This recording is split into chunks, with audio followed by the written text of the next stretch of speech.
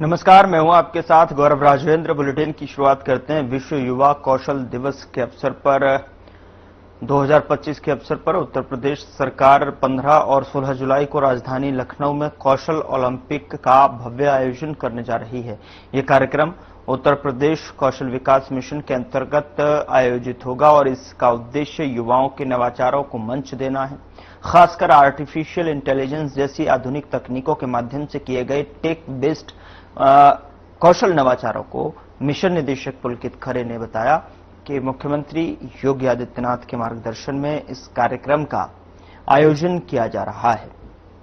राज्य के सभी जनपदों में संचालित प्रशिक्षण केंद्रों से चयनित प्रशिक्षणार्थी इस ओलंपिक में भाग लेंगे और अपने अपने प्रोजेक्ट्स, मॉडल्स, एप्स या टेक सॉल्यूशंस का प्रदर्शन करेंगे। इससे युवाओं को न केवल तकनीकी पहचान मिलेगी बल्कि इंडस्ट्री के लिए तैयार वर्कफोर्स के रूप में भी उभर सकेंगे। मिशन निदेशक पुलकित खरे ने बताया कि आयोजन सिर्फ जो है प्रदर्शनी नहीं बल्कि युवाओं को सशक्त करने का प्लेटफॉर्म है। जो युवा कभी बेरोजगार थे वो अब AI ट्रेंड स्किल्ड एंटरप्रेन्योर के रूप में नजर आएंगे। यह स्किल इंडिया मिशन को धरातल पर उतारने की एक सशक्त पहल है।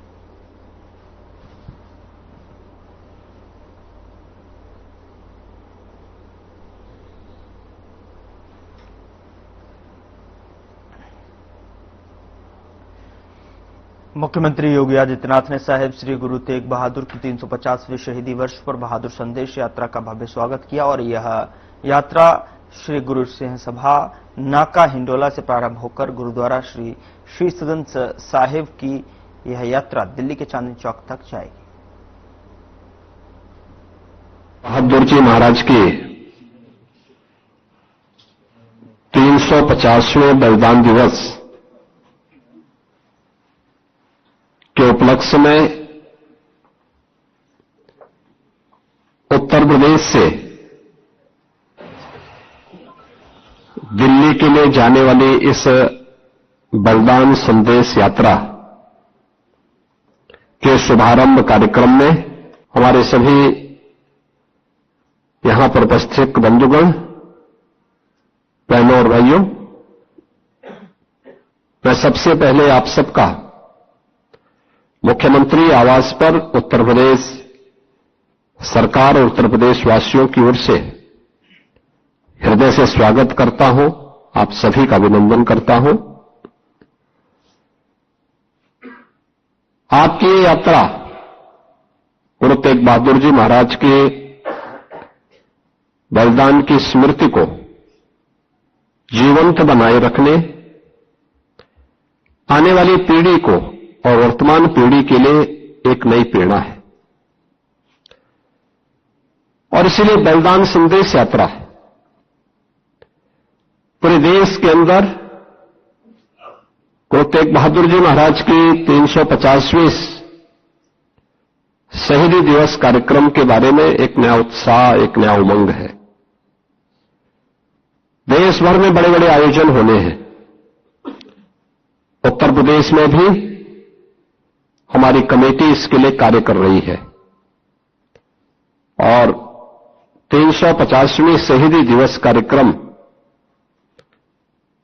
का पहला कार्यक्रम आज उत्तर प्रदेश की राजधानी लखनऊ से दिल्ली के उस ऐतिहासिक गुरुद्वारे के लिए प्रस्थान करने जा रही है, जहां पर सनातन धर्म की रक्षा के लिए गुरु तेग बहादुर जी महाराज ने अपना शहादत दिया था। यानी 350 वर्षों के इस पूरे इतिहास को एक जीवंतता प्रदान कर रहे हैं इस यात्रा के माध्यम से, इन कार्यक्रमों के माध्यम से। कैसा कालखंड रहा होगा जब उस समय औरंगजेब जैसा क्रूर और बर्बर शासक रहा हो और उस समय सनातन धर्म पर हो रहे हमलों को ध्यान में रख करके एक जगह नहीं, हर जगह से अत्याचार के समाचार आते थे। औरंगजेब ने तो एक संदेश ही, एक इस प्रकार का एक उसका उद्देश्य ही था, किसी प्रकार से तिलक और जनेऊ को समाप्त करके सनातन धर्म को हमेशा के लिए समाप्त करो। इस्लामीकरण के जिस बड़े अभियान को लेकर के आगे बढ़ा था, उसमें सबसे पहले चुनौती उसको किसी ने दी थी? गुरु तेग बहादुर जी महाराज ने दी।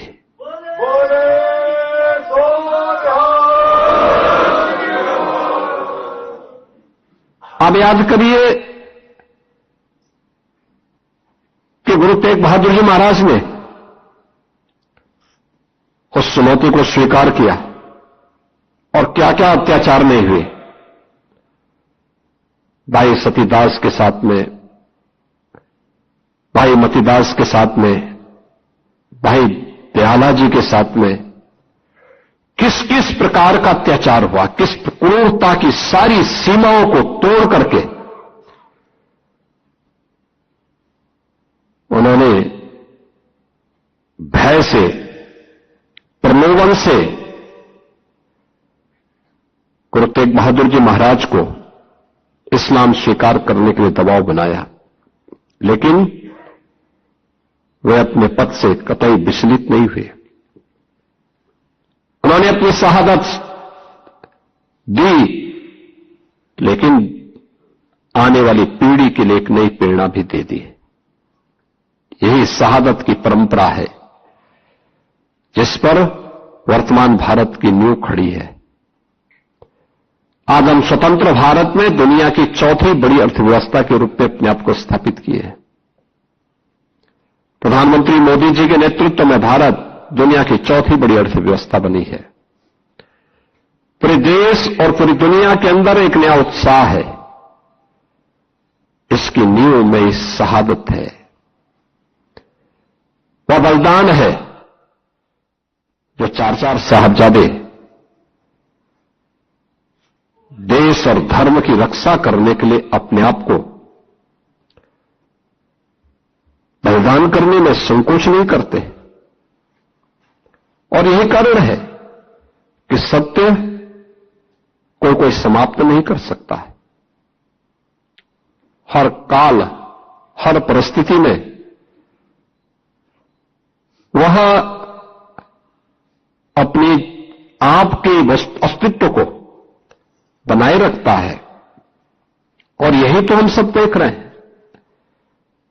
सिख गुरुओं का इतिहास भारत की उस सच्चाई को हम सबके सामने, देश और दुनिया के सामने प्रस्तुत करता है, जिस इतिहास पर वर्तमान भारत की एक सुदृढ़ नींव खड़ी है।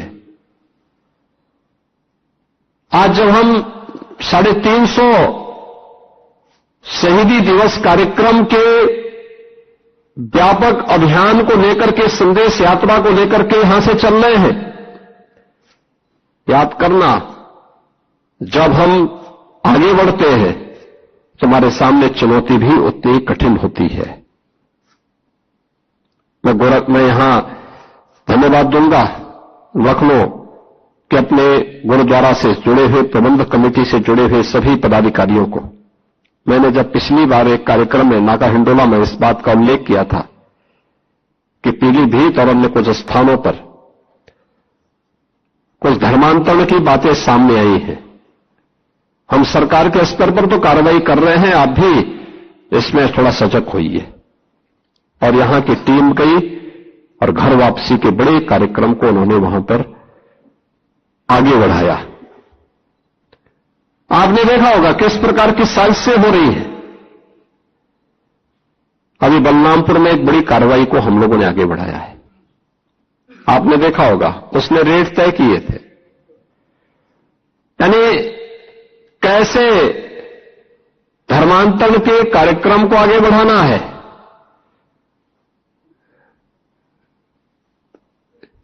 हिंदुओं में, ब्राह्मण में, क्षत्रिय में, सिखों में,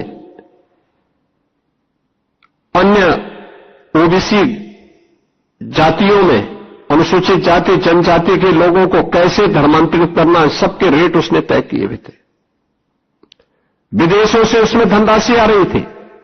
आप सोचिए 100 करोड़ से अधिक का ट्रांजैक्शन अब तक उसके 40 खातों में प्राप्त हुआ है और लगातार उस अभियान को आगे बढ़ाने का कार्य कर रहा था।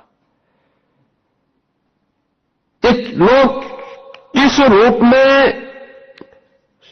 देश का स्वरूप बिगाड़ने का काम कर रहे हैं। परिस्थितियां बदली हैं, उद्देश्य उनका वही है जो उस समय था। हां, काम का तरीका उन्होंने बदला है और यह आयोजन हम सबको इस बात के लिए प्रेरणा दे रहा है कि जिस उद्देश्य से सिख गुरुओं ने अपना त्याग और बलिदान दिया था, सिख वीरों ने अपना बलिदान दिया था, अपनी शहादत दी थी, आज वर्तमान पीढ़ी को उस शहादत की परंपरा को फिर से वर्तमान परिप्रेक्ष्य में जीवंत बनाए रखने के लिए एक नई रणनीति के तहत कार्य करने की आवश्यकता है। याद करना, हिंदू और सिखों के बीच में फूट डालने के प्रयास तो तमाम लोग करेंगे, लेकिन जो हमारे स्वयं के बीच में हम सबको तोड़ने की, कमजोर करने की साजिशें हो रही हैं, इससे कौन बचाएगा? और हमें इसके प्रति सतर्क होना पड़ेगा। हम सब आभारी हैं उत्तर प्रदेश के अपने सभी सिख नेतृत्व का, और मैं तो धन्यवाद दूंगा दिल्ली गुरुद्वारा प्रबंध कमेटी के अपने सभी पदाधिकारियों का भी। उत्तर प्रदेश के हर कार्यक्रम में उनका बहुत सकारात्मक योगदान प्राप्त होता है और उत्तर प्रदेश के हमारे ये पूरी टीम एक भाव के साथ मिलकर के कार्य करती है और यहां पे जब भी कोई आवाज हम सामूहिक रूप से आगे लेकर के चलते हैं तो एक राष्ट्रीय आवाज बनती है और वो सफल भी होती है।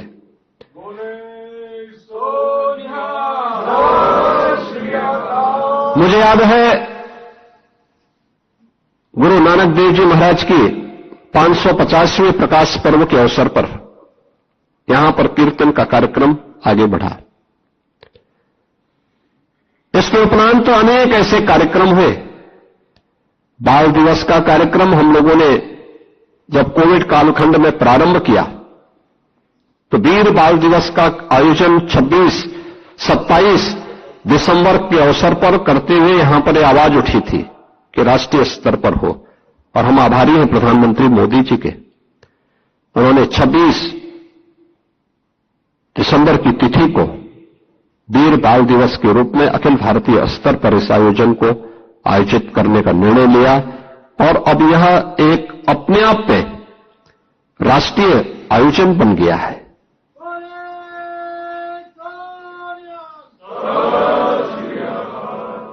इतिहास को ऐसे ही जीवंत बनाया जाता है। उस सत्य को आने वाली वर्तमान पीढ़ी के सामने और आने वाली पीढ़ी के सामने इसी प्रकार के आयोजन के माध्यम से रखा जाता है और ये उसी परंपरा का हिस्सा है।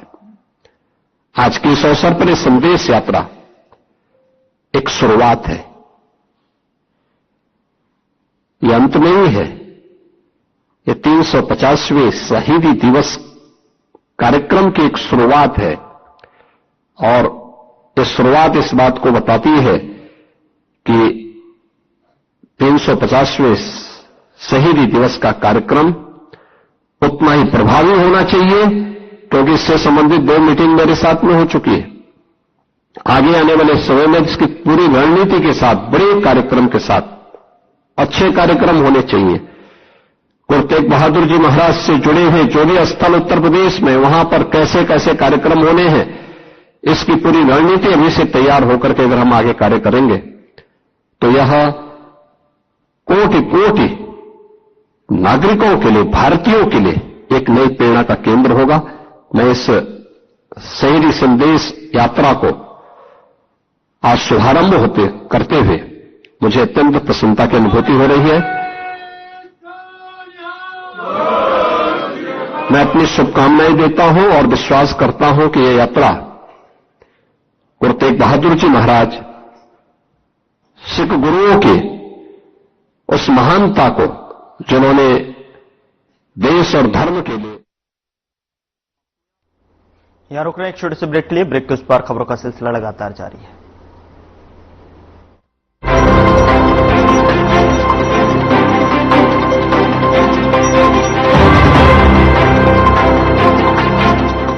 क्या आप जिम जाते हैं, कसरत करते हैं, फिर भी आपकी सेहत नहीं बनती? काजू बादाम किशमिश मेवे प्रोटीन के डिब्बे खाते हैं फिर भी कुछ असर नहीं होता, तो इसका मतलब है आपका पाचन तंत्र खराब है।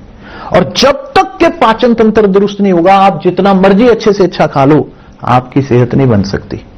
इसलिए हमारी संस्था सन्यासी आयुर्वेदा ने एक ऐसी दवा का निर्माण किया है जो कि आपके लिवर, आपके पाचन तंत्र को दुरुस्त करने का काम करती है, ताकि आप जो भी खाएं उसका पूरे का पूरा निचोड़ आपके शरीर को लगे, आपकी भूख बढ़े, खाया पिया सही से लगे, नया खून बने, हड्डियों में जान आए, वजन बढ़े और आप मोटे तगड़े खूबसूरत पर्सनैलिटी के मालिक बन जाएं।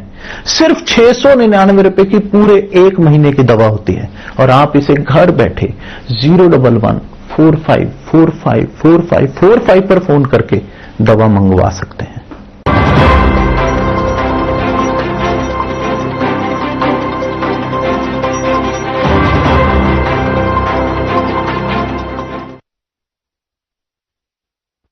ब्रेक के बाद स्वागत है आपका। खबरों में आगे बढ़ते हैं। धर्मांतरण के मुद्दे पर सीएम योगी बोले और कहा कि अवैध धर्मांतरण के खिलाफ कार्रवाई हो रही है, हम सबको तोड़ने की साजिश हो रही है, भय और लालच देकर धर्मांतरण कराया जा रहा है, देश का स्वरूप बदलने की कोशिश हो रही थी।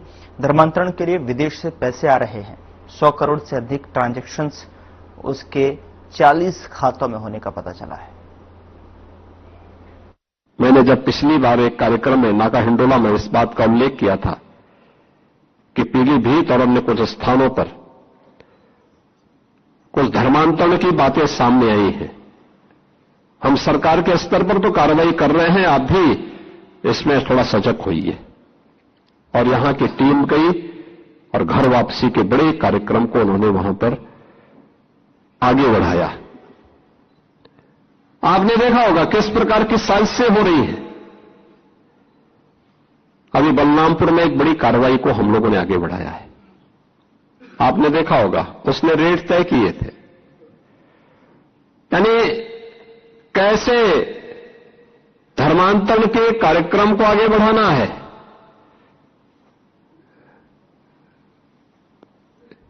हिंदुओं में, ब्राह्मण में, क्षत्रिय में, सिखों में, अन्य ओबीसी जातियों में, अनुसूचित जाति जनजाति के लोगों को कैसे धर्मांतरित करना, सबके रेट उसने तय किए हुए थे। विदेशों से उसमें धनराशि आ रही थी। आप सोचिए 100 करोड़ से अधिक का ट्रांजैक्शन अब तक उसके 40 खातों में प्राप्त हुआ है और लगातार उस अभियान को आगे बढ़ाने का कार्य कर रहा था। एक लोग इस रूप में देश का स्वरूप बिगाड़ने का काम कर रहे हैं। परिस्थितियां बदली हैं, उद्देश्य उनका वही है जो उस समय था। हां, काम का तरीका उन्होंने बदला है और यह आयोजन हम सबको इस बात के लिए प्रेरणा दे रहा है कि जिस उद्देश्य से सिख गुरुओं ने अपना त्याग और बलिदान दिया था, सिख वीरों ने अपना बलिदान दिया था, अपनी शहादत दी थी, आज वर्तमान पीढ़ी को उस शहादत की परंपरा को फिर से वर्तमान परिप्रेक्ष्य में जीवंत बनाए रखने के लिए एक नई रणनीति के तहत कार्य करने की आवश्यकता है।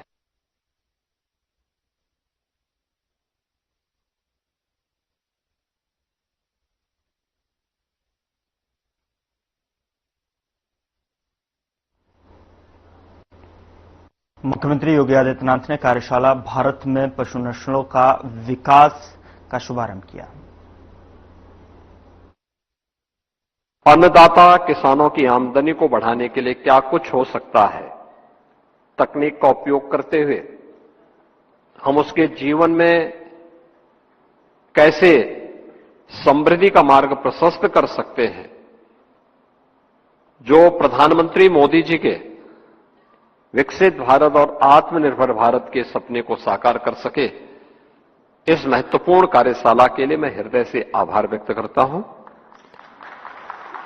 मैं इस अवसर पर आप सभी का हृदय से स्वागत भी करता हूं कि मौसम की विपरीत परिस्थितियों के बावजूद आपने अन्नदाता किसान की समृद्धि से जुड़े हुए इस महत्वपूर्ण पक्ष को महत्व दिया है और आज यहां पर पधारे हैं। हम बचपन से इस बात को सुनते रहे हैं कि भारत एक कृषि प्रधान देश है। स्वाभाविक रूप से अन्नदाता किसान की खुशहाली और उसकी समृद्धि के बगैर देश में खुशहाली नहीं आ सकती, देश में समृद्धि नहीं आ सकती। भारत जैसे देश में कृषि और पशुधन एक दूसरे से जुड़े रहे हैं, एक दूसरे से अलग नहीं है।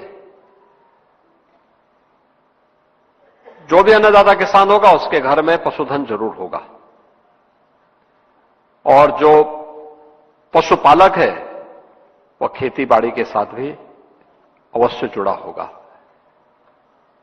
इनका आपसी इस संबंध को ध्यान में रखते हुए अन्नदाता किसान की समृद्धि और खुशहाली के लिए पिछले 11 वर्ष के अंदर प्रधानमंत्री मोदी जी के नेतृत्व में जो कदम उठाए गए हैं वो अत्यंत महत्वपूर्ण और सराहनीय है।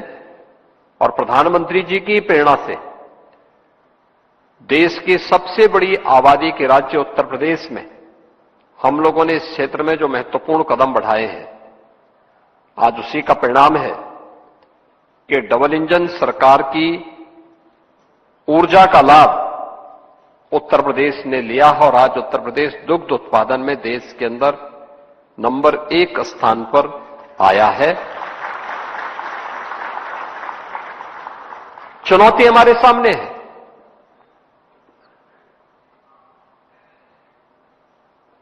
एफएमडी का,